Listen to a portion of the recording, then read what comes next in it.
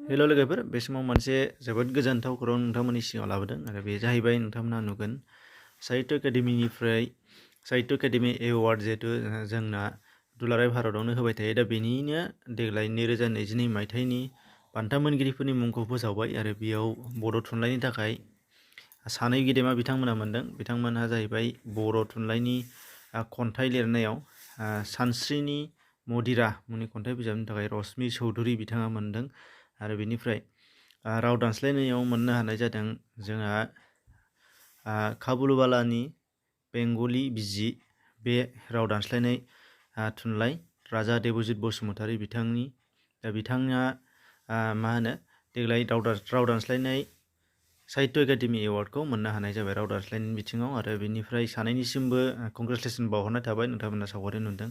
बेनिफ्राय मोनसे आरोबाव जोबोद गोजोनथाव खौरां होननानै बुङोबा जोङो नुनो मोननाय जागोन मैया दाखालिनिफ्रायनो नोंथांमोना नुखाबाय जानो हागौ अदेबानि बे जाहैबाय देग्लाय 2023 मायथाइनि जिहेतु इन्डियास डान्स पावार दा बे डान्स पावार इन्डियासनि डान्स पावाराव माने मेगा अडिशनाव बर'निफ्राय सासे जोबोद अनजालि गथ' माने सेलेक्ट जानानै दङ।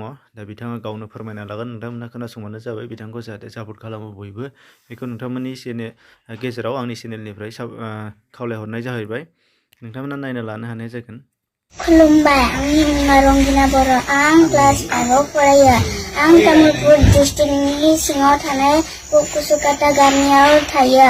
आं मुम्बाइआव जानो गोनां इन्डिया डान्स पावारनि मेगा अडिशनाव सेलेक्ट जाबाय। नोंथांमोना आंखौ सापर्ट खालामगोन होनना मिजिंथिबाय। गोजोन्थों।